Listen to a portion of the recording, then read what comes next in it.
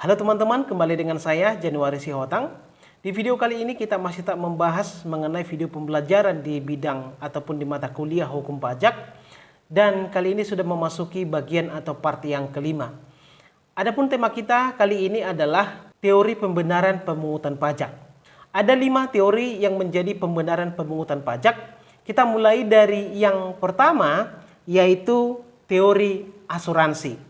Kalau kita lihat sebuah perusahaan asuransi, dia akan melindungi barang-barang ataupun jiwa yang diasuransikan oleh nasabahnya. Sebaliknya, nasabahnya itu harus membayar premi setiap bulan kepada perusahaan asuransi. Nah, begitu juga dengan negara. Ketika negara melindungi warga negaranya, memberikan kenyamanan dan kesejahteraan kepada warga negaranya, maka sebagai salah satu bentuk tanggung jawab daripada warga negara atau rakyat adalah membayar pajak kepada negara. Tapi kemudian teman-teman, bahwa teori ini banyak dilawan ataupun ditentang oleh para pakar karena ternyata teori pemungutan pajak yang dilakukan oleh negara kepada warga negara tidak sesempurna yang namanya teori asuransi. Karena kalau misalnya dalam sebuah perusahaan asuransi, ketika kita mengasuransikan mobil ataupun misalnya rumah kita kepada perusahaan asuransi, maka ketika rumah kita itu terbakar atau misalnya mobil kita itu mengalami kecelakaan dan ringsek, maka kemudian perusahaan asuransi akan mengganti atau memperbaiki rumah ataupun mobil yang kita asuransikan. Beda misalnya dengan negara, ketika kita sudah membayar pajak kepada negara, namun ketika rumah kita terbakar, negara tidak melakukan penggantian kepada kita terkait dengan terbakarnya rumah kita itu. Walaupun kemudian secara sekilas ya, timbal balik antara hubungan negara dengan warga negara bisa dianalogikan dengan perusahaan asuransi. Tapi sekali lagi saya katakan bahwa teori pemungutan pajak oleh negara kepada warga negara tidak seideal atau sesempurna teori asuransi ini. Oke? Itu yang pertama. Kemudian yang kedua adalah teori kepentingan. Jadi sederhananya bahwa teori kepentingan ini menyatakan semakin besar kepentingan seseorang di sebuah negara, maka akan semakin besar pula pajak yang harus dia bayarkan. Apa saja kepentingan seseorang di sebuah negara? Misalnya bisa saja penghasilannya. Atau bisa saja dia memiliki harta yang banyak. Atau yang ketiga, bisa saja dia memiliki proyek yang banyak di sebuah negara. Maka semakin besar proyeknya, semakin besar perusahaannya, semakin besar penghasilannya, atau semakin banyak hartanya, maka sudah pasti bahwa pajak yang dia bayarkan juga akan semakin besar. Saya katakan di video sebelumnya bahwa di Indonesia itu berlaku yang namanya pajak progresif. Semakin besar penghasilan kita, maka akan semakin besar persentase ya, bukan hanya jumlahnya, tapi juga persentase penghasilan kita akan semakin besar dipotong untuk pajak. Sebaliknya, orang-orang yang tanda kutip miskin, yang penghasilannya itu di bawah 4,5 juta setiap bulan, maka dia tidak akan membayar pajak. Karena penghasilannya itu adalah penghasilan yang merupakan bagian dari PTKP. Nanti Anda pelajari di pertemuan selanjutnya, yaitu PTKP adalah penghasilan tidak kena pajak. Atau misalnya, kalau saya tidak memiliki mobil, artinya kepentingan saya tidak sebesar kepentingan dari orang-orang yang memiliki mobil, maka saya tidak akan membayar pajak seperti orang-orang yang memiliki mobil. Itu yang kedua. Sekarang kita masuk ke teori yang ketiga, yaitu teori pengorbanan atau teori kewajiban mutlak. Nah, teori kewajiban mutlak ini mengatakan bahwa negara adalah satu-satunya organisasi yang berdaulat di dunia. Karena dia adalah organisasi yang memiliki kedaulatan, maka dia bisa melakukan apa saja kepada warga negaranya. Salah satunya adalah memungut pajak. Di sisi lain, bahwa teori kewajiban mutlak ini dikatakan sebagai teori pengorbanan. Kenapa dikatakan demikian? Karena ketika seseorang sudah tergabung di sebuah negara, maka dia harus berbakti ataupun berkorban kepada negaranya. Salah satunya adalah dengan menyisihkan sebagian dari penghasilan ataupun hartanya untuk membayar pajak. Nah, teori ini juga banyak dikritik oleh para pakar dan mereka mengatakan bahwa teori seperti ini sangat cocok untuk negara-negara yang berbau fasis, ya. Karena seharusnya dalam kehidupan bernegara harus ada hubungan yang equal antara negara dengan warga negara. Negara itu melindungi dan menjamin hak-hak konstitusional ataupun hak-hak asasi manusia daripada warga negaranya. Sebaliknya, negara itu juga berkewajiban untuk membayar pajaknya kepada negara.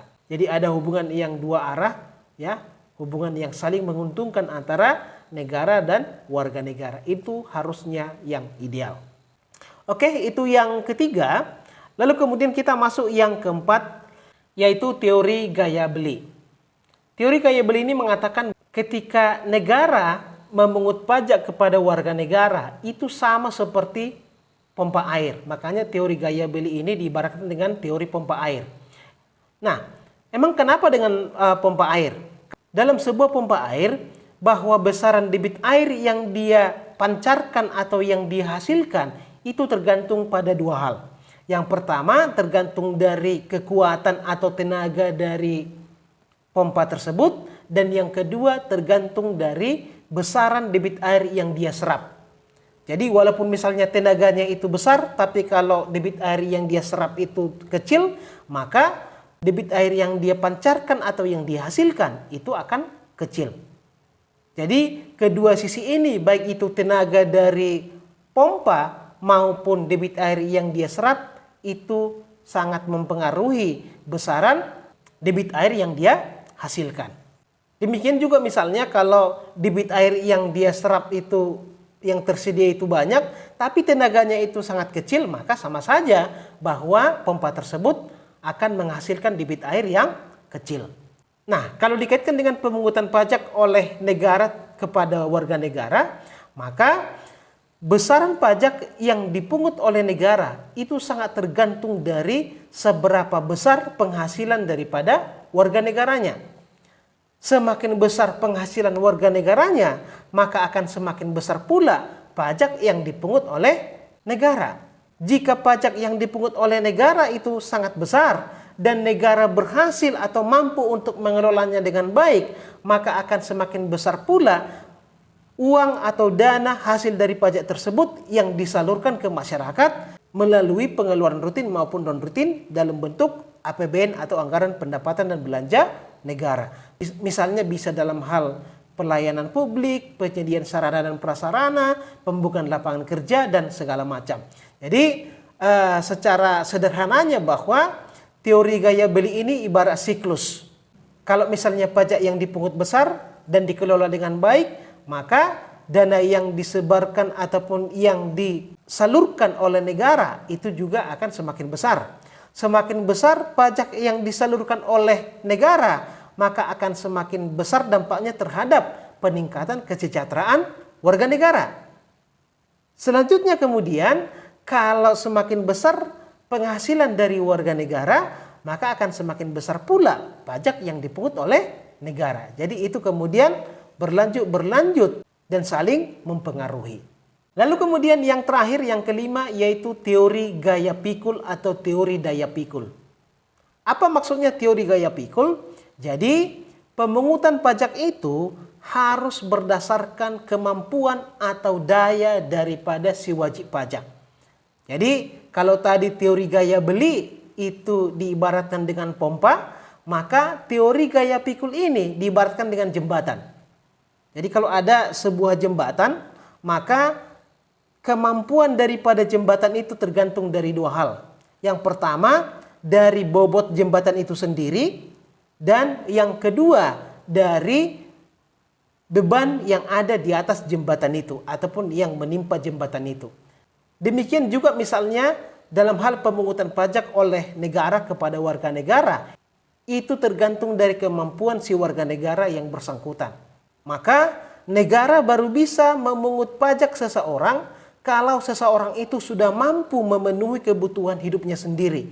Makanya tadi saya katakan di dalam pajak penghasilan misalnya ada namanya PTKP, penghasilan tidak kena pajak. yaitu 4,5 juta untuk orang pribadi setiap bulan. Kenapa harus ada angka 4,5 juta ini? Karena negara menganggap bahwa biaya 4,5 juta ini adalah biaya yang pas-pasan atau biaya yang cukup untuk memenuhi kehidupan seorang wajib pajak. Dia atau si wajib pajak ini baru bisa dikenakan pajak atau baru bisa dipungut pajak oleh negara kalau dia sudah memiliki penghasilan di atas dari PTKP yang tadi.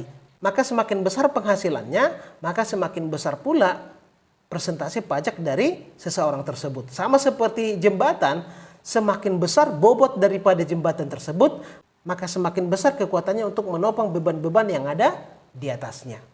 Oke, itulah beberapa teori pembenaran pemungutan pajak teman-teman.